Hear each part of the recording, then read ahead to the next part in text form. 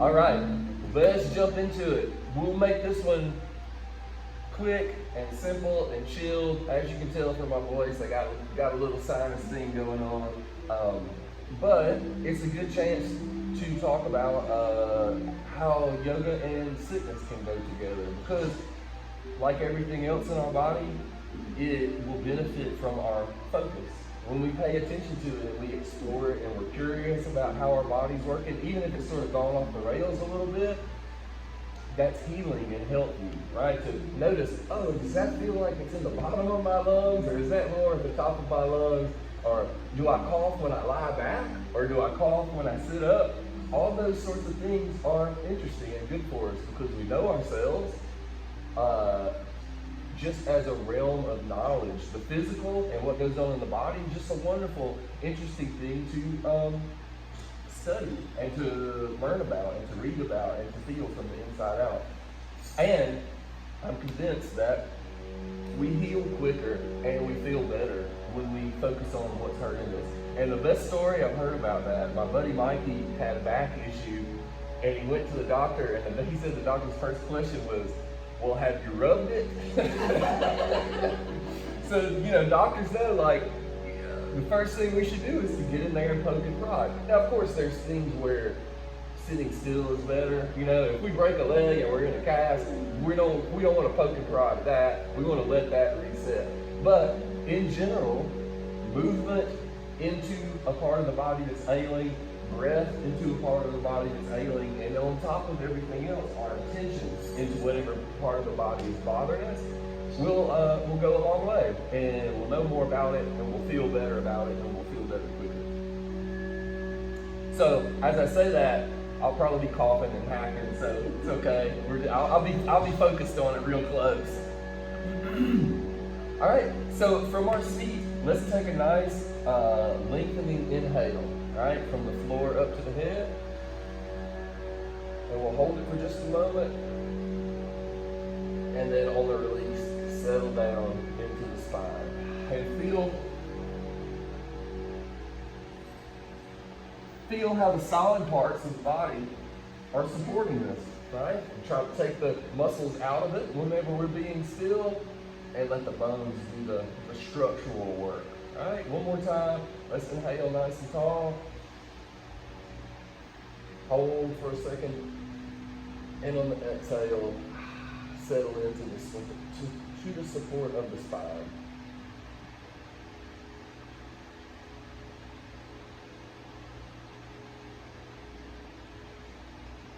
Okay, take a second to feel the collarbones and the shoulders. Just notice how they feel now. What's their report from a neutral position? And then let's put the left shoulder forward and the right shoulder back. Okay, now what we're going to do is some circles. Right shoulder goes up, left shoulder goes down.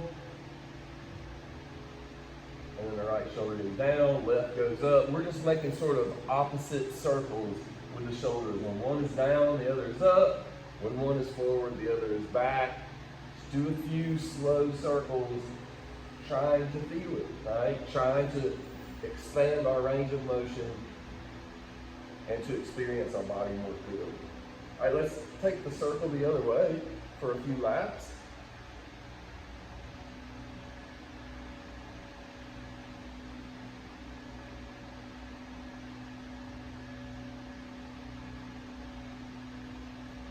Awesome. Okay, let's put it in the side body here. So let's prop with the left hand, and the right hand goes up, and it's going to come up and over.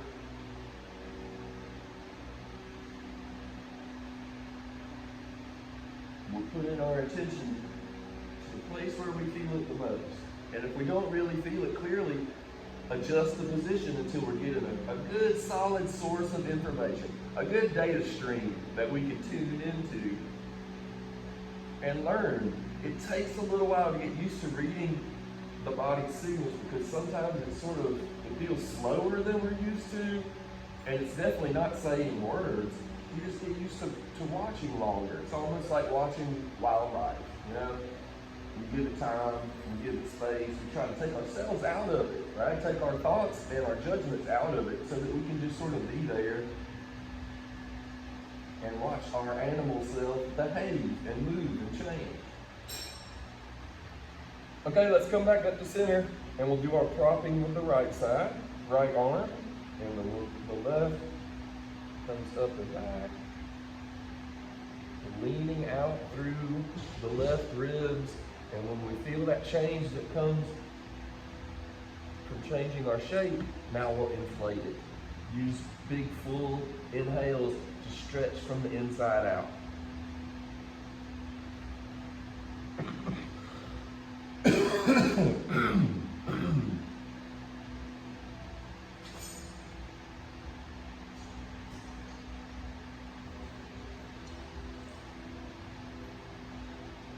Awesome. Let's come on back up to center. And let's get with our hips. Let's first bring the soles of the feet together. And we're going to use our hands here to gently scoop the heels back until we feel the engagement of the upper legs. All right, we're settled in. It's another way of finding our edge or the limit to our range of motion. We're not forcing it. We're just learning it and inhabiting it. Okay, now we'll activate in a couple different places. Number one is the crown of the head, and it's going to reach up towards the sky. We just keep that lengthening going like a flower or a tree growing up. The second is in the lower back, our good friend, the lower back, where we're leading, pressing forward here because that opens our heart and broadens our chest and brings the shoulders nice and wide. So we just keep that lower back pressing, keep the crown of the head reaching, and then we're going to use our leg and hip muscles to start pressing down towards the floor.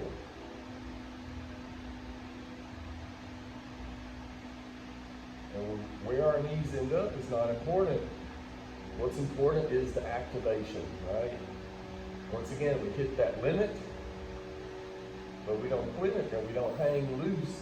Sometimes we hang loose, but for this one, we're actually pushing into it. We keep a little continuous effort, reaching the knees towards the ground.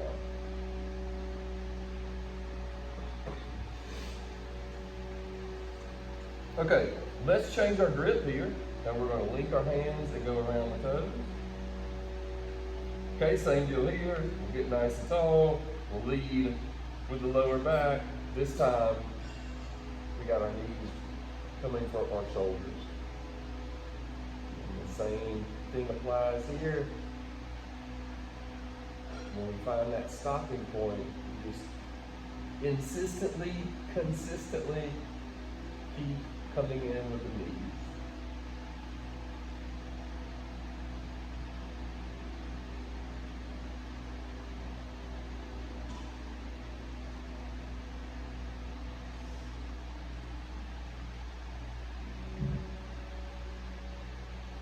Okay, that's good. Let's let our knees just find their own level here, and then we'll go up with the hands and arms, use this to put space into our back, and then fold it forward.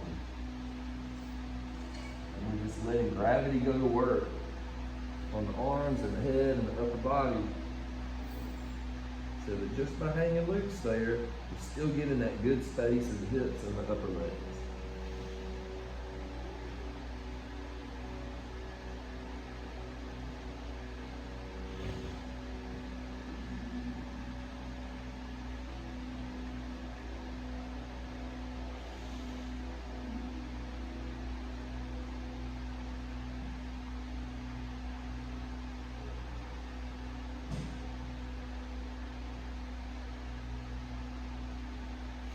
All right, that's good. Let's come on up and we'll set up for our fire lawns pose.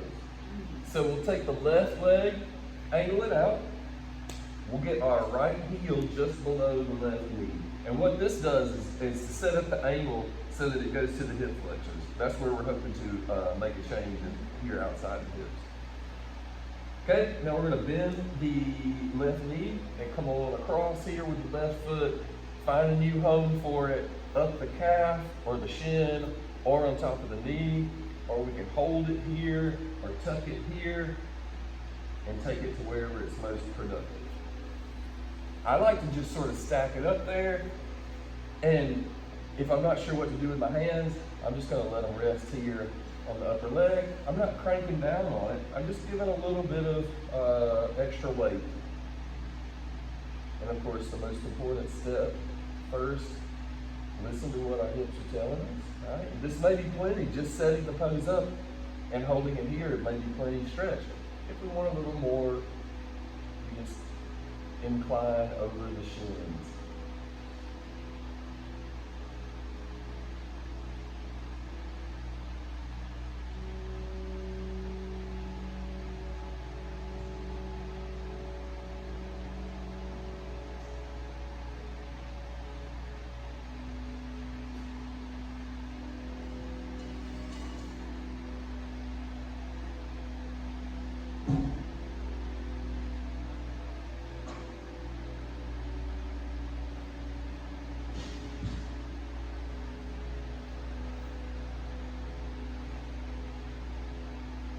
Okay, let's come on up.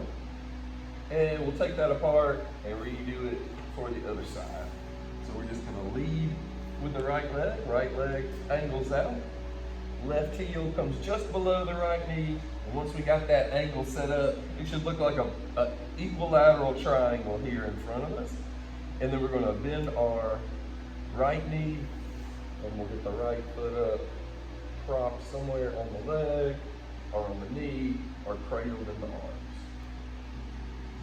In general, the more for the bottom leg, in this case the left leg, the more we increase that angle out with the foot, the more challenging it's going to be.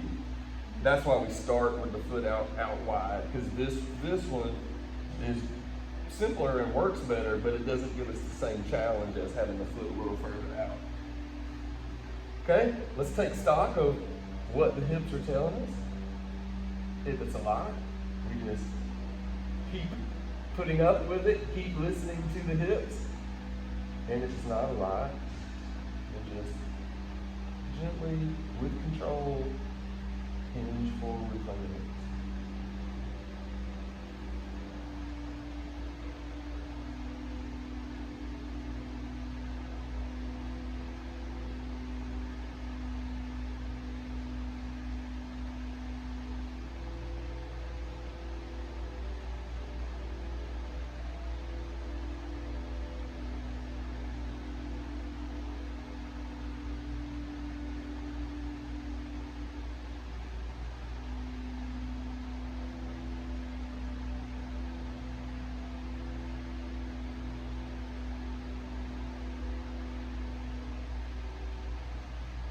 Let's come on back upright.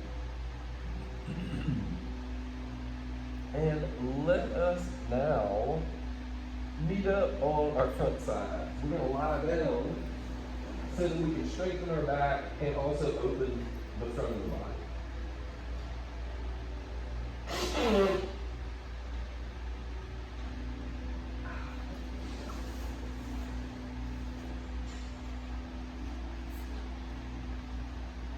And either chin on the mat, or we got this little pillow here that we can make with the hands and arms, whichever way feels most comfortable. Because the first thing I like to do here is more of a breath technique than it is a pose. And what we're trying to do here is to learn abdominal breathing. That's the goal. And what we want to do is to take full but slow inhales all the way down to the belly button. Right, or to the belt buckle.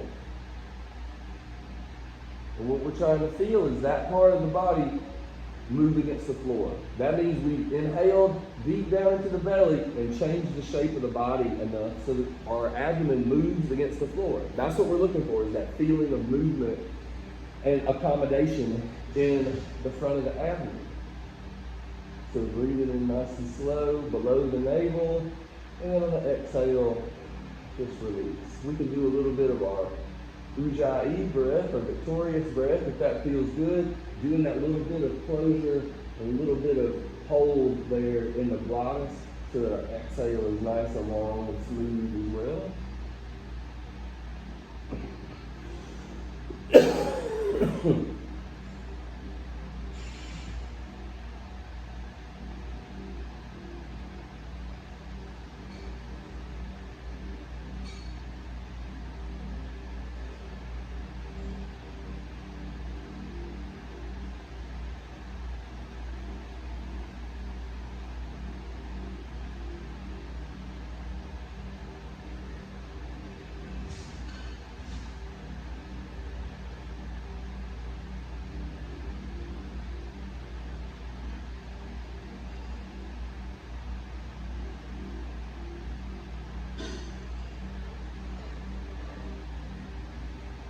Okay, our next step here is opening the body widthways.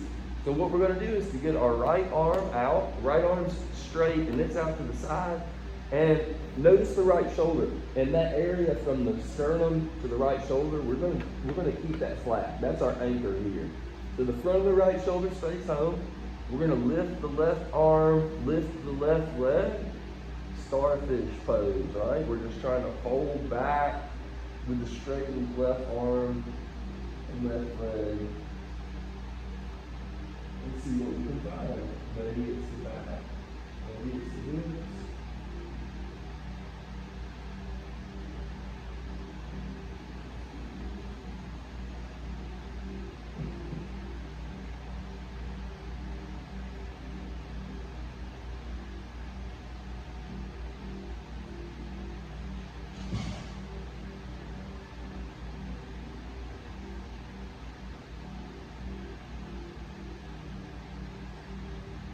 Okay.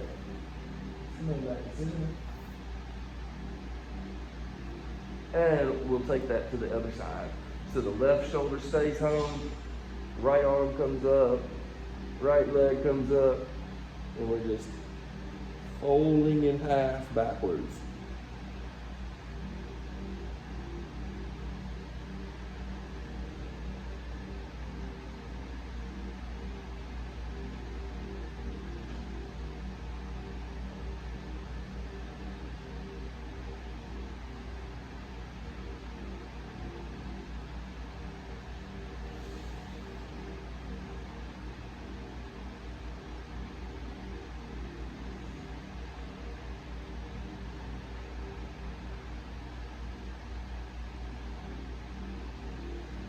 All right, let's come back to center. And now we'll work with some locust pose real quick. And for this one, we're going to bring our arms down by our sides, palms down, and give a little bit of press into the floor. And we're not trying to work hard. We're just trying to anchor the upper body. So we do that by pressing the palms like 5% strength down into the floor. Same with the fronts of the shoulders. Give them a little bit of activation. We're not pushing hard. It's more of a reminder that we want to stay square and solid with the upper body. Now, let's point the right toes, and we're going to straighten the right leg and get it reaching back behind us. And what we want is a continuous lengthening. We're going to point the toes and keep the toes reaching out behind us.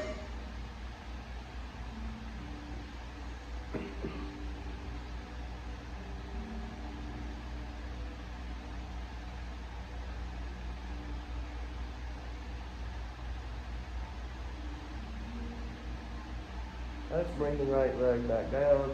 Take a second to release all effort. And then we'll lock the upper body in again. Shoulders pressing down, palms of the hands are pressing down. And then we're going to extend through the left toes and come up with the left leg. And more importantly than pulling as high as we can up is lengthening. I like to imagine someone's holding my ankle and pulling it away from my hip, pulling it out of the hip socket.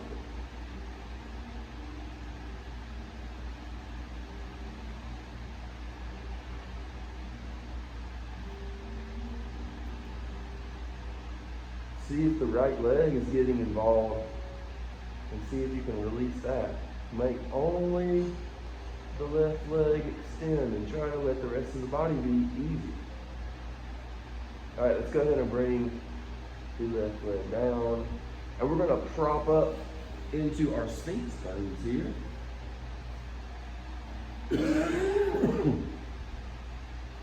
And we're going to use this grip with our hands and forearms to pull forward, like we're trying to crawl or drag ourselves forward. But we're going to keep the hips and legs locked, passively locked, right? We don't have to do anything about it. Just make sure that the lower body stays where it is. And then we're going to start leaning forward, pulling forward with the upper body. And we're trying to find that length in the lower back. That's where this one hopefully makes the biggest effect. Is down low in the spine. Put some space between the vertebrae.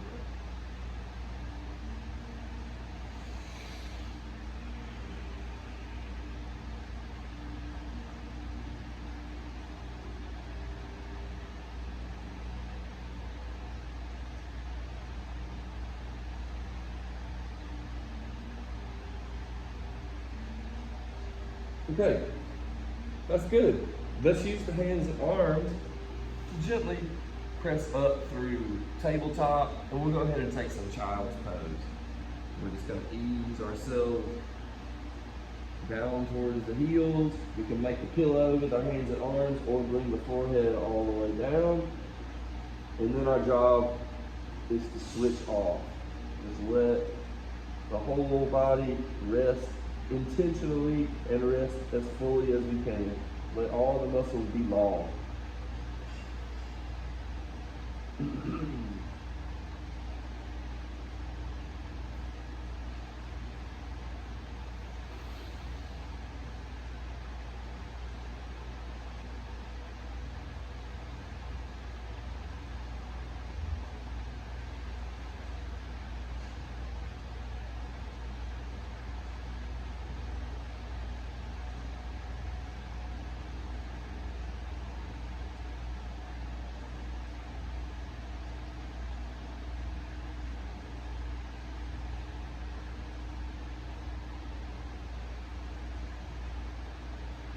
Okay, let's make our way back up to tabletop, and we'll play with some lizard pose or dragon pose, depending on who you ask. We're going to take the right foot forward, so the right leg, right knee ends up outside the right shoulder. Okay, tuck the back toes and pick up the back knee. And if this ever gets annoying, we can always just set the back knee back down. Okay, because we're trying to let gravity work on the upper body to make space in the hips. So we're just trying to let the hips sink, release, and using the weight of our own body to make space in the hips. A little bit of side to side movement with the knee could feel good, right? Just sort of changing the angle of what the hips are doing.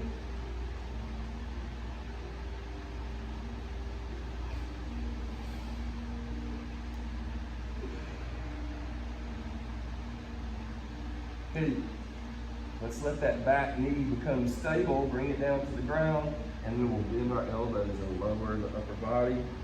Trying to find it, especially in the right hip, but it's possible to feel the pose anywhere, everywhere.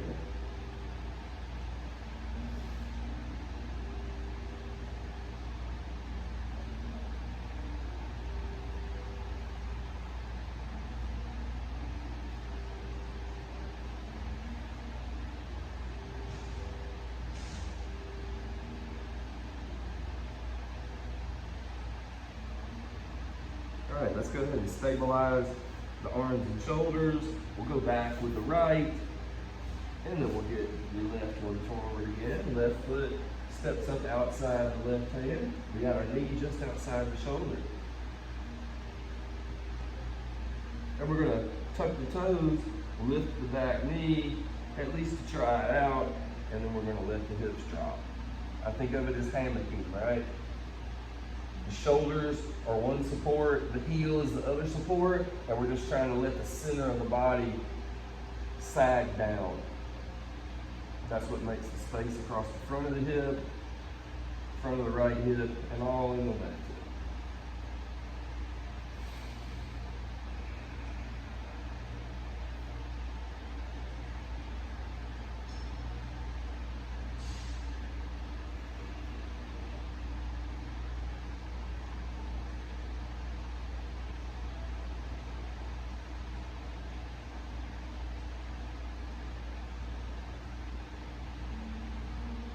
Good. Let's let the back leg be stable. And we're going to bend our elbows and lower the upper body.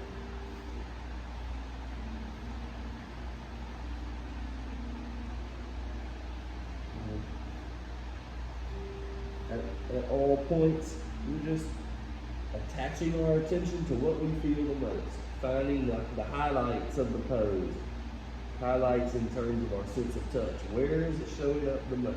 And we're just watching it, using that as a hook to hang our attention.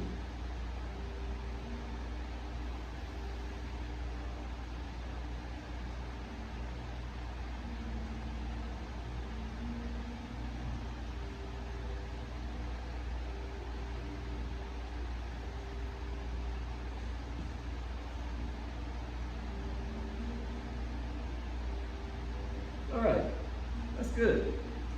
Let's go back with the left knee. Okay, let's tuck under with both sets of toes. And we'll sit back towards the heels. Let the lower body sort of coil, but it's a passive coiling. We don't have to push, we just settle. All right, we're going to take the hands and arms forward a little so we're nice and low behind the hand.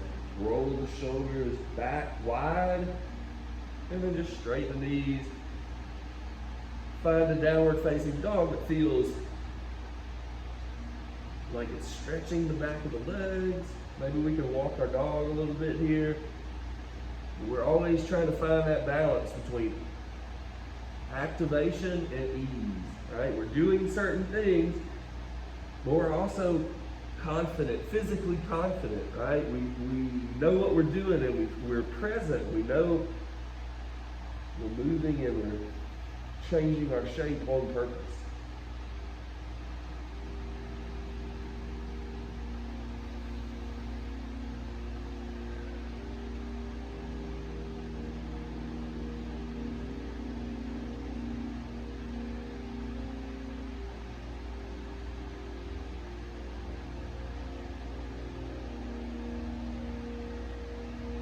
Okay, let's give the knees a little bit of a bend. And we'll take small steps and start to bring our feet up underneath our center of gravity.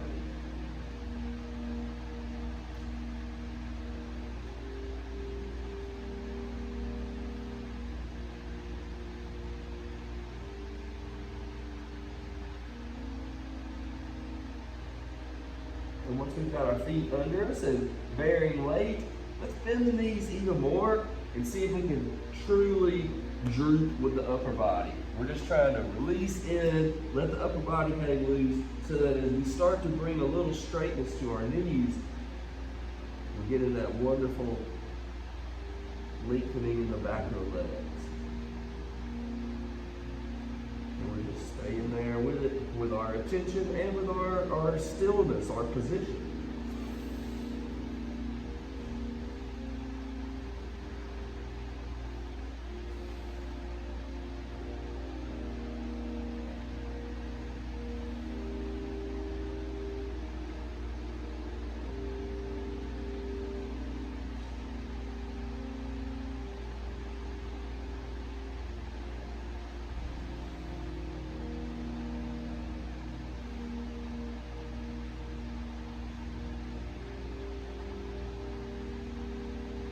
Let's start to bend our knees even more, and we'll bring it on back down to the mat, and we'll find ourselves an easy pose.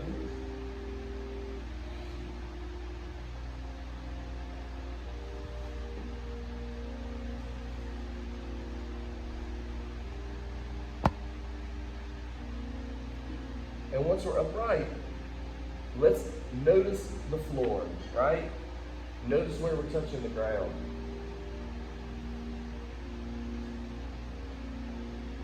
And from there, let's release the front of the abdomen. So I always think of the border as being the bottom of the ribs down to the top of the hips. And I'm trying to release across the front of the body. Make sure all those muscles are easy and in their lengthened resting state.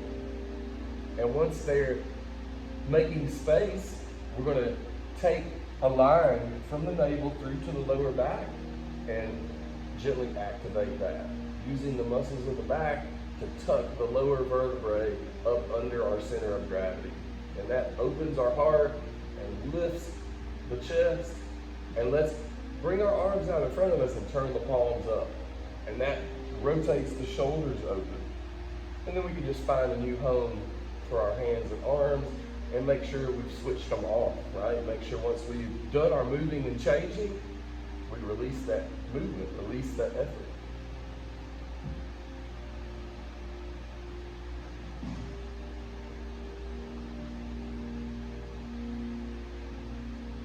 All right, let's take the left hand up and we're going to drop it right behind us.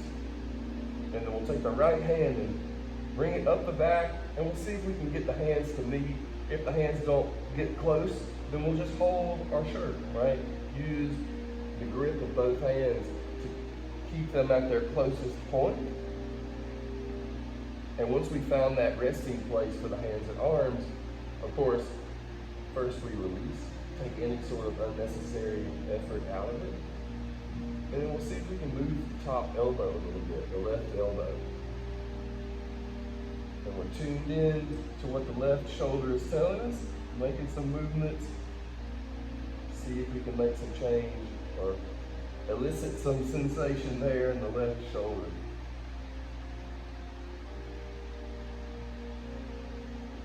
Awesome. Let's let the left shoulder be stable. We'll take it to the right. See if we can move it at all. Excuse me.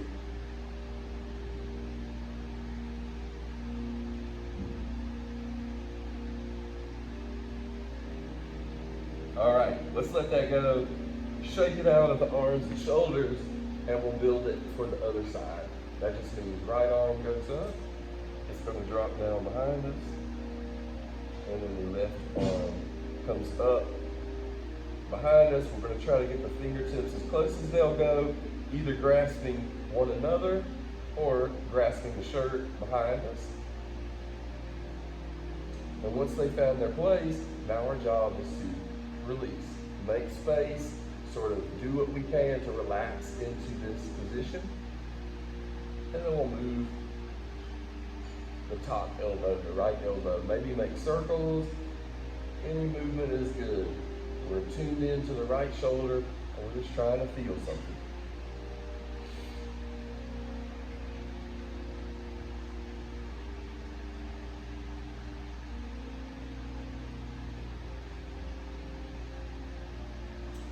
Okay, the right shoulder stays home. Let's see if we can find any movement with the bottom elbow, the left elbow. It tends to be pretty stabilized, is one way to put it. It tends to be pretty stuck here, but we can always move it a little bit.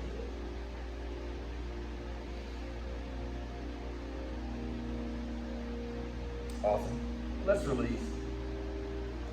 And we'll do a little bit of breathing into several points in the front of the body to wrap us up tonight. And we'll start with that same point that we were trying to move when we were lying on our front sides and doing that abdominal breath, just underneath the navel, right? Front of the body, maybe an inch below the belly button. And that's where we're sending our inhale. So full intentional inhale into the front of the body there. And then as we exhale, you can either, I do it two ways. I'm either visualizing the breath out through the front of the body, out of that point, or from there and following the actual windpipe up and out. I like to envision those big blue arrows that weathercasters use to portray cold fronts. You have a big blue arrow. That's what my breath looks like when I'm visualizing. So we're bringing that blue arrow into the front of the belly and then sending it out of the belly.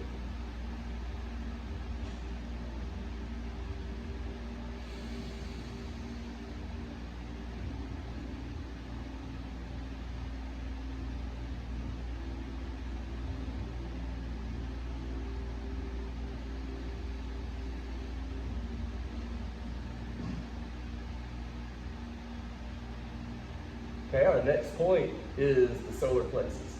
just below the sternum, right where the ribs curve apart. Same deal there.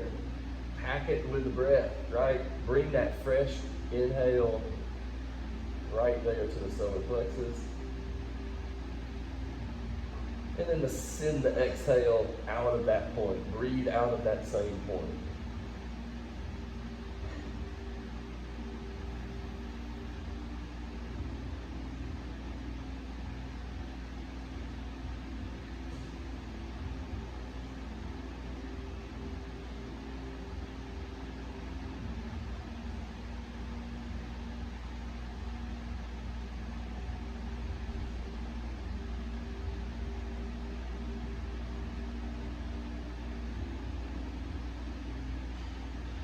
Okay, our next point is right in the center of the sternum. Got the plate right in front of the heart, right? We're gonna breathe in, brighten, lift, notice that part of the body on the inhale. And on the exhale, see if there's anything we can do to release that area, right? The collarbones, anything in the front of the body, let it go. Let it be easy and free and spacious.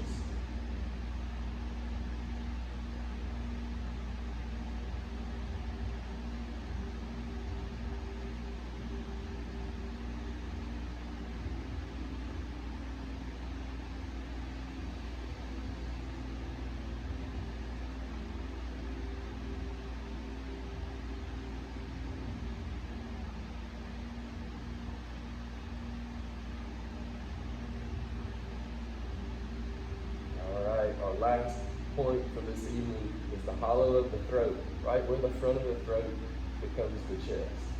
The home of the voice, right? As we breathe in, it's like we're bathing that part of the body with our intention and with new life, new breath, right? We're putting it there intentionally on the inhale. And on the exhale, we're sweeping that area clean, right? Releasing, blowing out anything we don't need anymore.